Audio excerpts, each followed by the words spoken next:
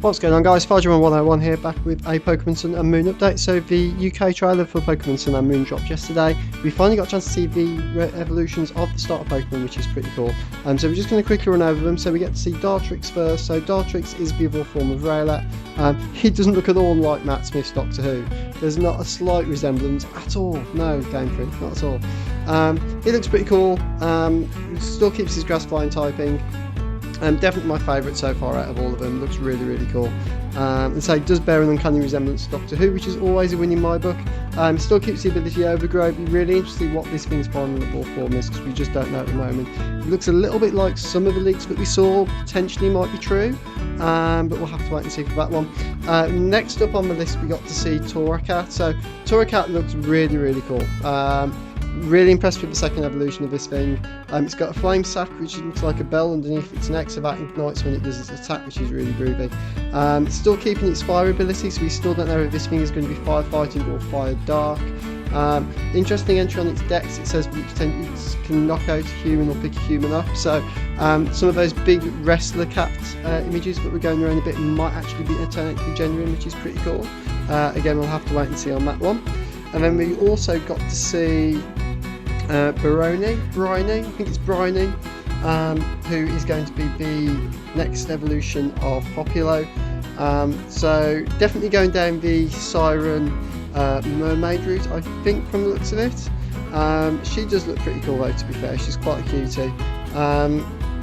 Much better than the first stage. The first stage looked a bit goofy, so it's a lighter shade of blue as well, which is quite interesting.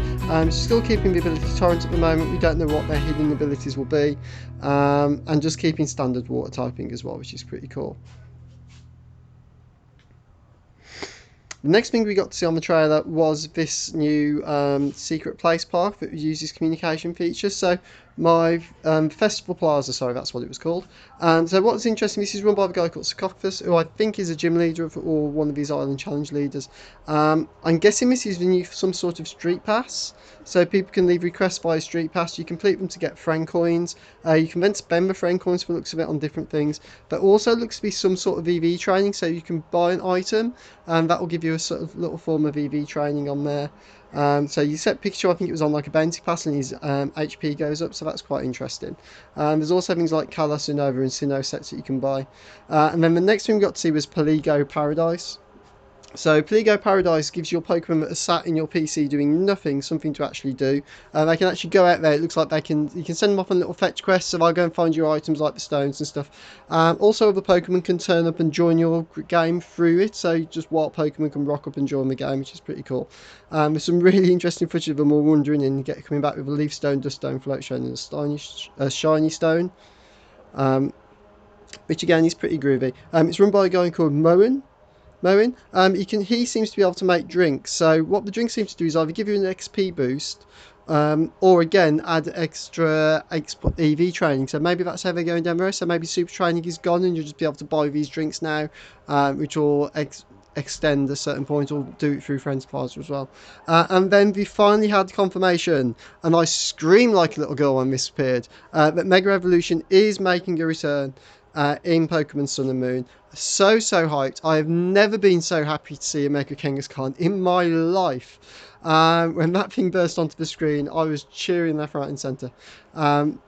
So happy to see it on there. So it looks like Mega Evolution is out. They are not going to be allowed in VGC 2017 format. It doesn't mean they won't make a return for the 2018 format when that kicks off, but it should be pretty interesting, to be fair. I think they just want people getting used to the new Z moves and stuff. We got to see some Megas, Salamence and Lucario, the new animation for Draco Meteor, which looked really cool. And then the final big surprise and news was we knew the demo version was coming, which was really exciting, but it looks like we're going to be able to get and have a go with Ash Greninja. So as you play through the demo, you're given Ash Greninja as your special Pokemon. It looks of it is when it KOs another Pokemon,